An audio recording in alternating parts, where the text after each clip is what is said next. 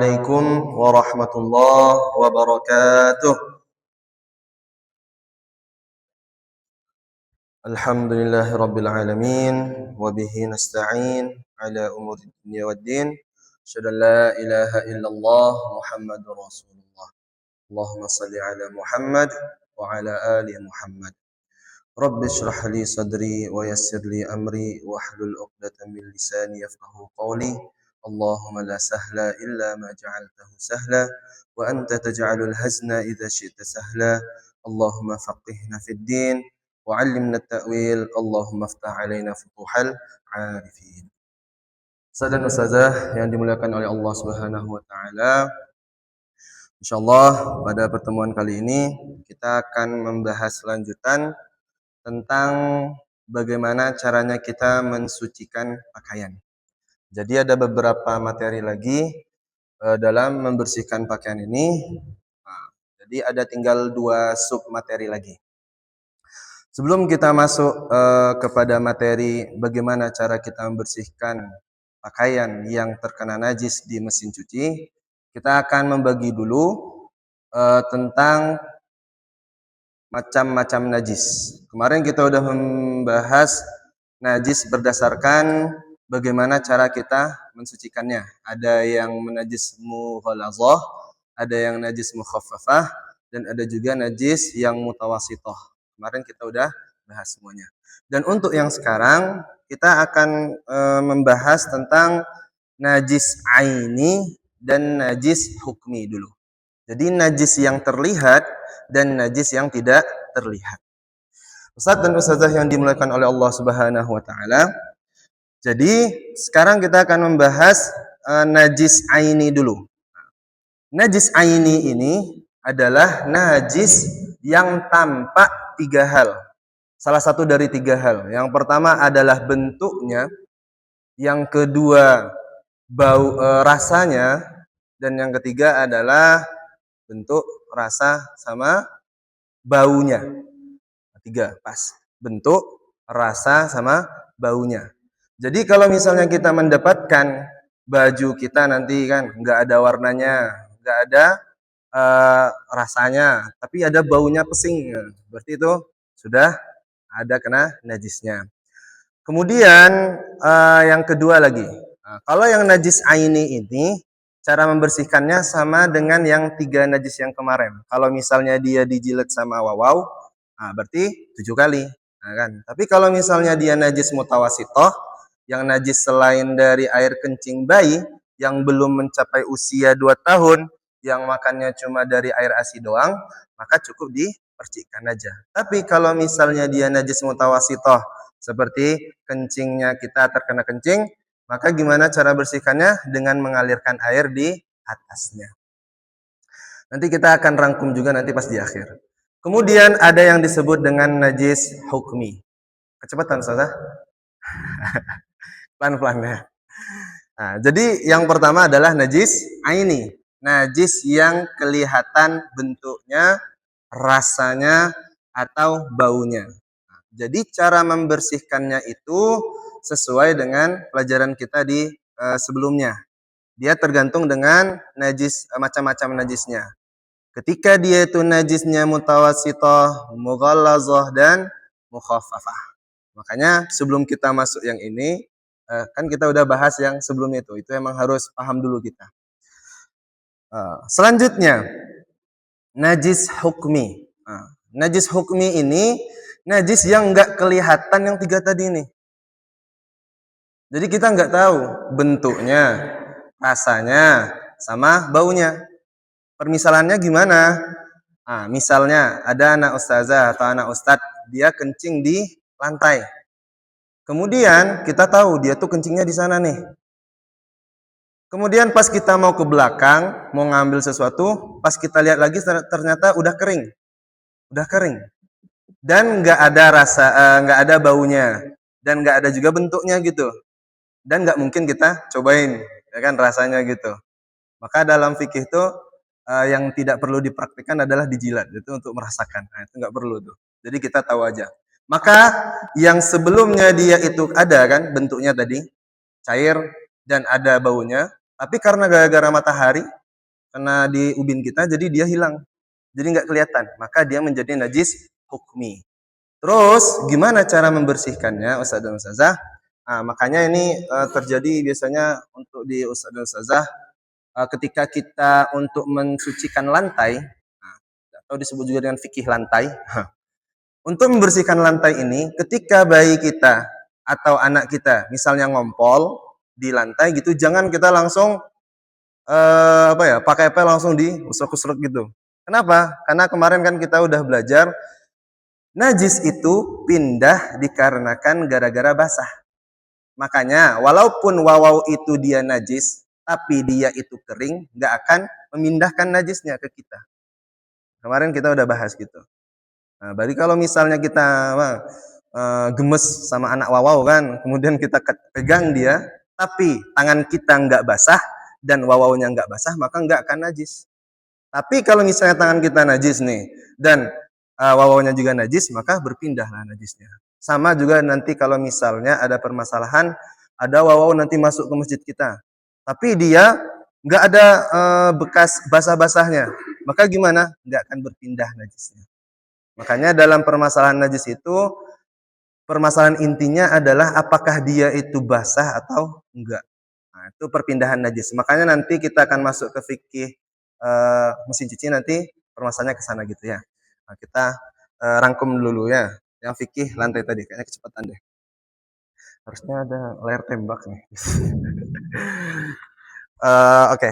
Jadi yang najis hukmi ini Ustaz dan Ustazah tadi, ketika ada bayi kita misalnya pup di lantai kan, maka caranya itu adalah kita hilangkan dulu najisnya.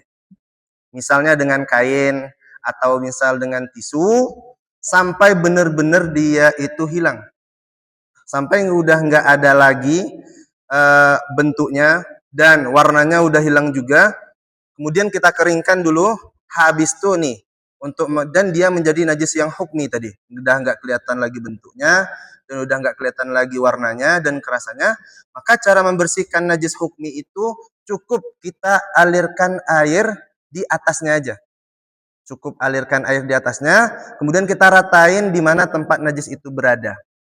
Nah, contohnya tadi kan di ubin ini kita hitung ubinnya tuh ubin keempat dari pintu depan gitu. Oh, berarti di sana tuh. Maka nanti ketika dia najisnya udah kering, yang air kencingnya udah kering tadi, maka kita tinggal menuangkan air di atasnya aja. Kemudian kita ratakan. Dan ketika sudah hal itu, maka dia sudah menjadi suci. Jadi bahkan disebutin sama ulama, airnya pun kalau misalnya kita minum, it's okay. Boleh aja gitu. Karena apa? Karena dia udah suci gitu. Tapi kan nggak mungkin juga. Karena air kita kan banyak, nggak mungkin air itu kita pakai. Ustaz dan Ustazah yang dimuliakan oleh Allah Subhanahu wa taala. Jadi begitulah ya. Jadi najis apapun itu nggak boleh kita pakai untuk sholat. Ya, najis apapun itu nggak boleh kita pakai untuk sholat. Baik itu najis aini ataupun najis yang hukmi tadi. Nah, mungkin ada yang masih pening sebelum kita lanjut ke yang najis mesin cuci, mungkin ada yang mau ditanyakan tentang permasalahan najis aini sama hukmi ini, Ustaz. Aman insyaallah? Aman Ustaz Nafal? Aman ya? Aman semuanya ya? Nah, Ustaz dan Ustazah yang dimuliakan oleh Allah Subhanahu wa taala, udah saya kirim belum ya? Nah, udah saya kirim di Ponpes Al Irsyad. Nah, itu tentang gimana cara kita membersihkan najis melalui mesin cuci. Ustaz dan Ustazah yang dimuliakan oleh Allah Subhanahu wa taala, sekarang kita masuk ke fikih mesin cuci. Karena kita sekarang mungkin udah jarang untuk membasuh pakaian di AB atau misalnya di semua gitu ya. Paling kita sekarang menggunakan mesin cuci. Jadi mesin cuci ini dulu di dalam syarah Yaqut Nafis dia ada dua. Yang pertama ada otomatik, yang kedua ada yang manual. Yang otomatik ini yaitu kita masukkan pakaian, kemudian air ngalir, setelah itu airnya langsung dikeluarin. Kemudian air ngalir masuk ke mesin cuci, kemudian keluarin lagi. Maka ketika jenis mesin otomatik ini, ulama sepakat bahwasanya ini bisa mensucikan yang najis tadi. Tapi kalau yang manual ini gimana?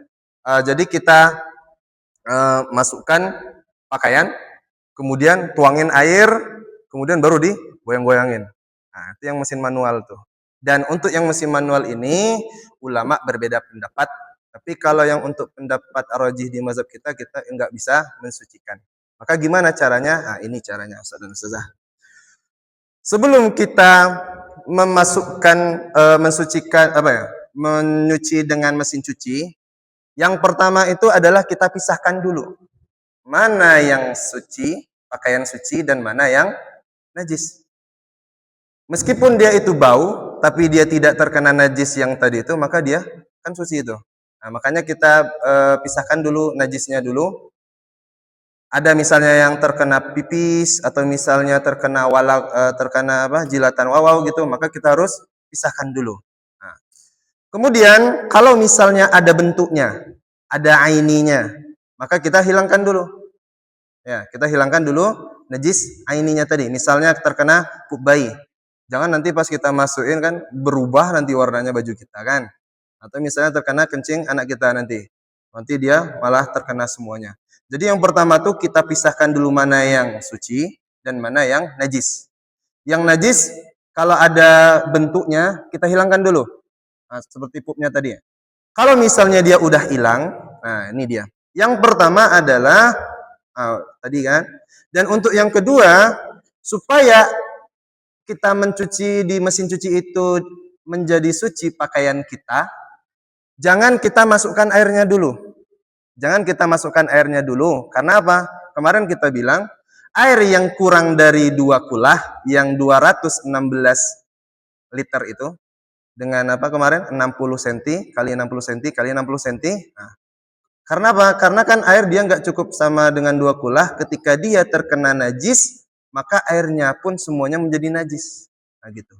Makanya ketika kita mencuci dengan mesin cuci, kita masukkan dulu pakaian ke dalam mesin cuci, kemudian baru kita datangkan air. Jadi itu seakan-akan kita mencuci dengan air yang mengalir. Karena kan kita menuangkan air ke dalamnya. Kemudian yang air yang tadi itu harus menyeluruh, harus terendam semua pakaian kita.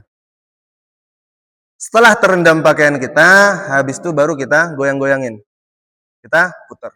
Nah, setelah itu baru yang pakaian kita tadi itu menjadi suci. Habis itu kalau misalnya ada bentuknya warnanya berubah, berarti dibuang. Tapi kalau misalnya enggak ada berubah, maka terserah mau dikasih sabun atau enggak.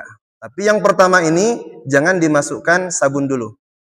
Karena sabun yang bercampur dengan air, dia bukan air mutlak kemarin, disebut dengan air mukhtalit. Ya, air yang sudah bercampur dengan sesuatu yang suci, misalnya gitu. Itu nggak bisa mensucikan pakaian kita. Aman, is oke? Nah, aman ya? Oke. Jadi gitu. Jadi yang cara kedua tadi gimana? Kita penuhin airnya tadi sampai pakaian kita terendam semuanya. Habis itu baru kita digoyang-goyangin semua, putar. Nah, setelah itu terserah mau ditambahin air lagi atau misalnya dikeluarin airnya. Pas habis itu barulah kita terserah mau kasih deterjen, mau kasih pewangi, it's okay. Maka yang pakaian kita tadi udah menjadi suci.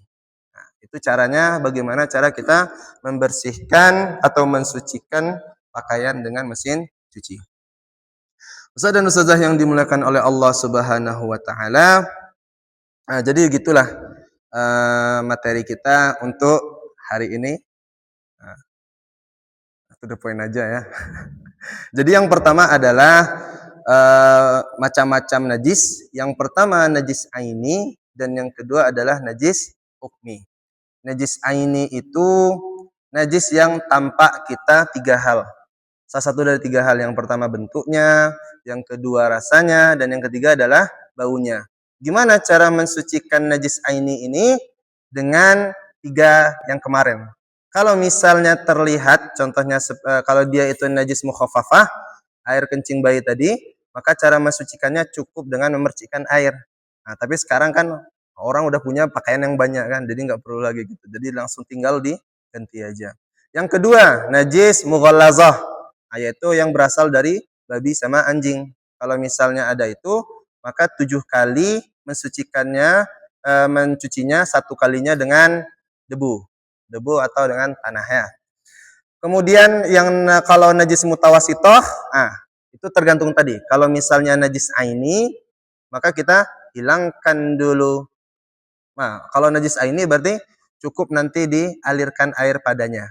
Nah, yang kalau misalnya najis hukmi berarti tadi kayak gitu, cukup dituangkan air di atasnya, kemudian diratain. Makanya nanti kalau misalnya ada yang kencing nanti kan di rumah kita, jangan kita langsung kasih air juga. Langsung kasih air, padahal di sana kan masih ada bentuknya. Berarti nanti yang semua lantai kita malah menjadi najis nanti.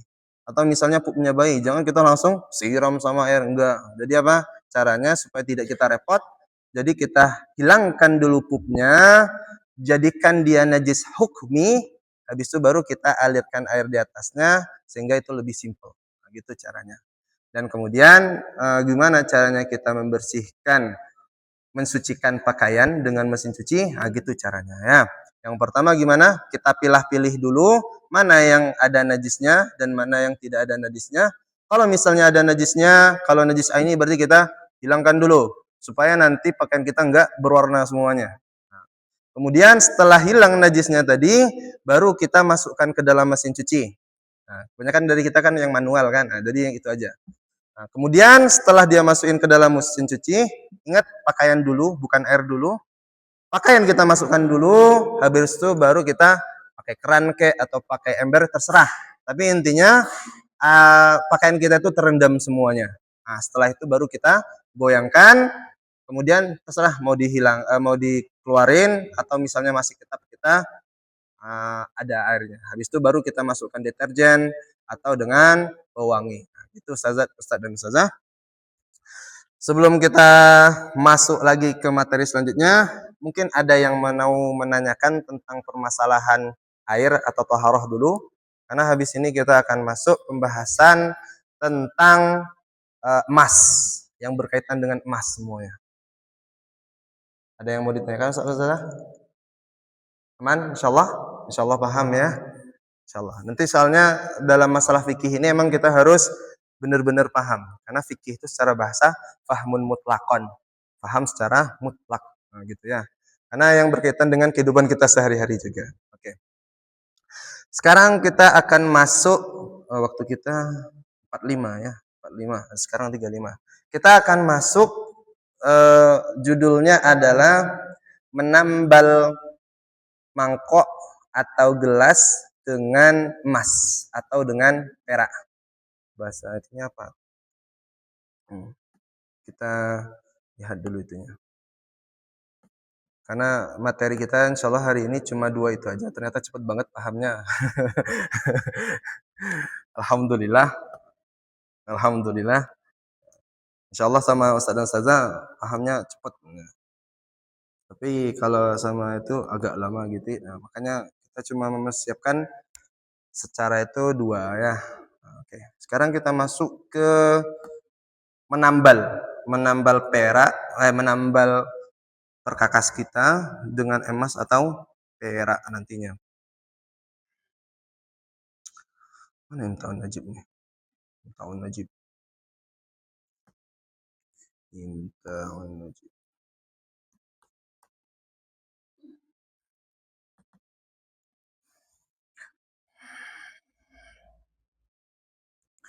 Samulbinya tahun najib. Oke. Oke. Jadi fasal kita akan masuk sekarang adalah awani zahab wal fiddah, yakni bejana emas dan perak. Yang pertama, wala yajuzu isti'malu awani zahabi wal fiddah wa yajuzu isti'malu ghairihima minal awani. Tidak boleh kita menggunakan mangkok atau yang sejenisnya, perkakas alat dapur yang berasal dari perak atau emas. Jadi nggak boleh kita pakai sendok emas, piring emas. Nah, tentang kaya kita kan.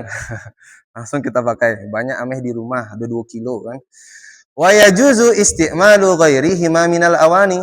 Tapi boleh kita menggunakannya selain dari untuk perkakas dapur tadi. Jadi contohnya gimana? Kita mau bikin gigi emas, boleh nggak? Boleh. Boleh nggak kita pakai hidung emas? Boleh. Tangan emas? Boleh. Kenapa? Karena nanti kan di zaman Rasulullah, pas ketika ada sahabat yang hidungnya pas perang ini terkena, terus dia mengganti hidungnya dengan emas. Dan karena emas itu tidak memiliki sifat korosif. Nah, karena kalau misalnya pakai besi, nanti bakare lo ya kan, bahasanya berkarat, nah gitu kan, berkarat dia. Bahkan nanti bisa menimbulkan iritasi kulit nantinya. Ya, jadi intinya kita boleh menggunakan emas selain dari untuk perkakas tadi itu, bejana, gelas dan lain sebagainya. Kemudian, hukmu istimali awani zahabi wal fiddah. La yajuzul aklu awi syurbu fi awani masnu'ah min zahabi wal fiddah. Dikarenakan ini dia. Ada hadisnya dari riwayat Bukhari dan Muslim, la tashrabu fi aniyati dzahabi wal fiddah wa la ta'kulu fi sihafiha. Tidak boleh kita meminum dari mangkok yang berasal dari zahab atau fiddah, emas atau perak. Wala ta'kulu fi sihafiha, dan enggak boleh kita memakannya dari piring-piring piring-piringnya. Maka di sini dikiaskan wa yuqasu 'alal akli wasyurbi ghairihima min wujuh isti'mal. Kemudian ini kayaknya enggak terlalu banget. Nah, ini kita masuk yang pertama lagi. Awani al-mudabbabah, atau misalnya mangkok kita biasa, terus kita mau ingin menambalnya dengan perak atau emas. Nah, maka gimana?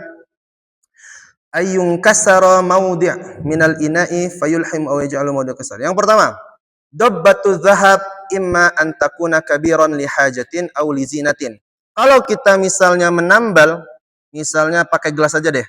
Gelas, kemudian kita tambal dengan emas, baik dia itu besar untuk kebutuhan atau untuk perhiasan, atau supaya orang nih, wih, mantap nih tambalannya dari emas. Kalau kan nambalnya panci itu kan pakai ada tambalan panci itu kan biasa. Tapi dia mau nambalnya pakai emas. Gimana? Au dabbatun saghiran li hajatin aw li zinatin, atau dengan tambalan yang kecil untuk kebutuhan atau untuk perhiasan, maka semuanya itu haram. Jadi yang pertama, kalau kita menambal bejana atau piring atau gelas, baik itu kecil atau besar, itu haram semuanya. Nah, itu yang pertama. Menambal nih, misalnya gelas retak kan, kemudian kita tambal dia dengan emas, maka nggak boleh. Baik dia itu kecil, sedikit, ataupun banyak. Nah, gitu. Itu yang pertama. Selanjutnya yang kedua, dabbatul fiddah. Bagaimana dengan tambalan perak? Kalau misalnya tambalannya itu besar untuk kebutuhan, maka hukumnya itu makruh. Nah, kalau misalnya tambalan itu besar, misalnya nih anggap aja ini gelas. Segini hilang bagian bawahnya. Nggak mungkin kita minum pakai itu kan. Jadi dipakailah emas ini banyak gitu. Maka hukumnya adalah makruh. Tapi kalau misalnya dia itu besar dan kita menambal dengan perak itu supaya kita bisa memamerkan ke orang, weh, ini tambalan gua dari perak nih, gitu kan. Maka gimana? Haram. Tapi kalau misalnya untuk kebutuhan aja, berarti cuma kita aja yang menggunainya, enggak kita tujuin untuk melihatkan ke orang nantinya, maka itu makruh. Kalau misalnya besar untuk kebutuhan, maka hukumnya makruh. Tapi kalau misalnya besar tambalannya, tapi untuk memamerkan ke orang gitu kan misalnya, maka itu hukumnya haram. Selanjutnya, jikalau dia itu tambalannya tuh kecil, kecil tuh gimana, Ustaz? Sebatas apa? Itu sebatas sama kebiasaan kita. Nggak mungkin kecil tuh kan segini. Jadi ini bagian bawahnya misalnya gelas kan, bagian segini kan besar tuh, paling kecil tuh segini lah, sak cuil kan, secuil aja gitu. Itu tergantung dengan di masyarakat kita. Kalau misalnya sekecil itu segini, maka kecil. Tapi kalau misalnya segini itu udah besar, maka dia dihukum besar. Tapi kalau segini itu masih kecil, maka dihukumi kecil. Itulah nanti ada kaidah al-'adatu muhakkamah nantinya. Hukum kebiasaan bisa dia dijadikan sebagai hukum. Tapi kalau misalnya wa in kana li hajah, nah, tambalannya tuh kecil, tapi kita untuk kebutuhan aja, untuk diri kita sendiri, maka hukumnya boleh. Tapi kalau misalnya kecil untuk memamerkan ke orang, maka hukumnya makruh. Nah, itu simpelnya. Terus Ustadz, gimana hukumnya kita melapisi gelas dengan emas? Pernah kan? Melapisi gelas dengan emas atau cairan emas. Maka udah kita bisa simpulkan dari yang tadi. Kalau berarti kan fungsinya nggak mungkin dia itu untuk kebutuhan. Berarti ada untuk hiasan. Dan kita juga udah bilang tadi, la yajuzu isti'malu dobbah atau la yajuzu isti'malu awani adzhab wal fiddah. Nggak boleh kita menggunakan perkakas dari emas. Jadi itu dianggap dengan emas nantinya. Karena dia udah dilapisi sama emas atau perak. Berarti nggak boleh kita menggunakannya. Ustaz, boleh nggak kita makan, ada sekarang tuh yang viral tuh kan, emas satu itu loh, emas satu lembar. Nah, corn biasanya tuh yang untuk anak-anak muda, ada es krim, terus kemudian ada emasnya itu. Nah, itu boleh apa enggak? Boleh apa enggak? Boleh apa enggak? Nah, itu kemarin kita udah baca-baca juga, maka hukumnya adalah tidak diperbolehkan. Ya, tidak diperbolehkan, tidak diperbolehkan. Udah itu aja permasalahan kitanya. Nah, udah selesai ya. Oke. Jadi kita ringkas lagi Ustaz dan Ustazah tentang permasalahan emas ini. Nah, nanti mungkin ada yang terlintas di benak Ustaz dan Ustazah, boleh kita diskusikan bareng-bareng. Yang pertama, hukum menggunakan emas.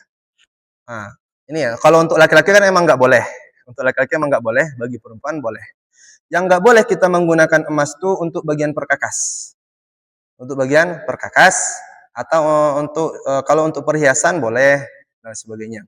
Nggak boleh kita minum, makan dari yang tadi tuh, dari yang emas, piring dari emas atau gelas dari emas atau dari perak dan lain sebagainya.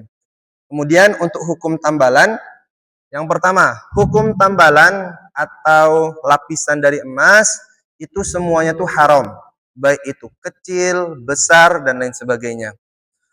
Itu singkatannya, ringkasannya. Kalau misalnya berasal dari perak, nah nih ada pembagiannya. Kalau misalnya dia itu lebih banyak peraknya, nah besar tadi kan, besar, tapi untuk kebutuhan dan dia itu gunanya untuk diri kita sendiri, kan nggak mungkin kita nampakin tuh perbedaannya nanti ya. Maka itu hukumnya makruh. Tapi kalau misalnya itu besar untuk memamerkan ke orang lain, pasang lo nya di muka itu kan, di depan ruang utama gitu, maka hukumnya adalah haram. Kemudian kalau tambalannya itu kecil, kecil tapi untuk kebutuhan untuk kita sendiri, maka hukumnya boleh. Tapi kalau untuk dibangga-banggain ke orang, tentang banyak perak gitu kan, maka hukumnya adalah makruh. Nah, itu aja Ustaz dan Ustazah pembahasan kita pada hari ini. Sebelum kita tutup, mungkin ada yang mau ditanyakan dulu Ustaz dan Ustazah? Ya, fadhol Ustaz. Waalaikumsalam warahmatullahi wabarakatuh.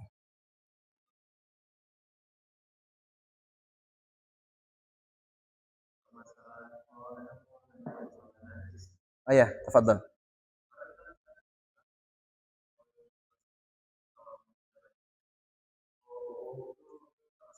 Ya.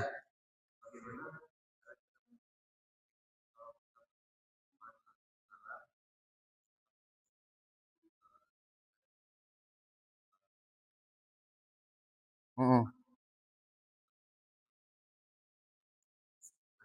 Ismail.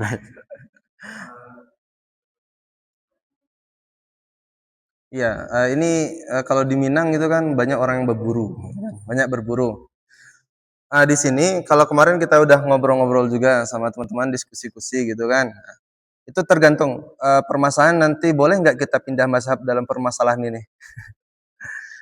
Makanya kalau dalam nanti pembahasan usul fikih boleh kita pindah mazhab tapi dalam dalam satu permasalahan gitu. Ya, jadi nggak boleh kita campur adukkan. Misalnya gimana? Dalam menyentuh perempuan itu kan dapat membatalkan wudhu di mazhab kita. Nah, berarti kita kan wudhunya dengan cara Syafi'i.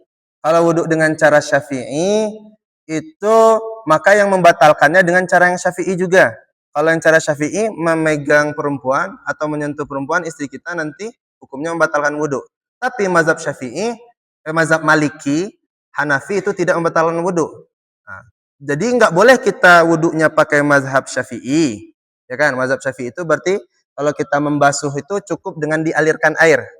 Tapi kalau mazhab Maliki itu wajib kita apa gak sih? Digosok-gosok. Nah, maka nggak boleh kita misalnya kita wudhu langsung aja keran kan, seret seret gitu kan. Terus kita nanti sentuh perempuan batal lu katanya kan. Enggak kok, karena kita pakai mazhab Maliki itu nggak boleh gitu. Jadi kalau misalnya mau pakai satu mazhab, pakailah mazhab itu terus gitu. Tapi kalau misalnya antum lebih memegang mazhab Syafi'i, maka harus itulah konsekuensinya. Makanya ada beberapa orang, beberapa aja ya, tapi kebanyakan yang apa-apa di kampung Ambo mau dituluh. Enak aja dia habis megang wawawan, basah-basah, bahkan dia yang mandiin gitu kan. Bajunya tetap itu aja yang dipakai untuk sholat. Maka nggak sah gitu. Maka dia emang kalau ada juga tempat yang lain, dia itu ada pakaian khusus gitu. Nah, pakaian khusus yang untuk baburu, ada dulu pakaian khusus. Kalau baburu di kanannya, bisa baru disucikannya. Terus kalau misalnya tangannya terkena itu, berarti emang harus dengan 7 kali juga. Bahkan ada nih yang syadid ya, yang apa ya, yang sangat keras. Ketika dia tidak sengaja memakan babi, itu bahkan cara mensucikannya dia berkumur-kumur ya, bukan ditelan, berkumur-kumur 7 kali, satunya dengan tanah gitu. Itu yang syadid gitu. Nah itu, tapi lebih untuk kehati-hatian kita ya, mending pakai yang cara Syafi'i. Karena dari jumhur itu mengatakan mazhab Syafi'i, mazhab Hanafi, Hambali itu mengatakan yang anjing sama babi itu najis semuanya. Sedangkan yang Maliki, nah itu baru dia mengatakan tidak. Kenapa? Dasarnya adalah tidak disebutkan di dalam Al-Quran. Karena kan yang disebut dalam Al-Quran itu innama hurimat alaikumul maitatu waddamu walahmul khinzir. Daging babi. Nah, tapi kalau dalam Al-Quran nggak ada. Terus Ustadz, yang di dalam hadis gimana tuh? Idza walagal kalbu fil ina'i ahadikum. Nah, apabila anjing menjilat apa tadi? Bejana dari kalian, maka sucikanlah dia dengan 7 kali. Dari sudut pandangnya Maliki, dia itu sebagai apa ya? Kayak kita tuh sunnahnya. Dari sudut pandangnya itu sunnah doang kok gitu. Sedangkan untuk soalnya nanti yang Imam Bukhari, nanti pembahasan hadis ini, Imam Bukhari yang menyampaikan hadis ini, beliau tidak mensucinya dengan 7 kali. Bahkan ada 1 kali atau 3 kali di dalam penjelasannya nanti. Makanya ini pembahasannya agak panjang. Nah, jadi kita cukupkan aja tergantung dengan antum lebih memilih yang mazhab Syafi'i atau Maliki tadi ya. Itu nanti tergantung dengan, tapi harus dengan secara maksimal. Dalam permasalahan anjing berarti harus secara maksimal. Jangan dibolak-balikan nantinya. Tapi kalau misalnya dibolak-balikan, ulama mengatakan enggak boleh kita mengamalkannya kayak gitu. Oke, Ustazah, waktu kita udah habis juga. Kita cukupkan. Kalau misalnya ada pertanyaan bisa di dalam grup nantinya ya. Oke, kita cukupkan dengan bacaan hamdalah. Alhamdulillahirabbil Subhanakallahumma bihamdika asyhadu an la ilaha illa anta astaghfiruka wa atubu ilaik. Assalamualaikum warahmatullahi wabarakatuh.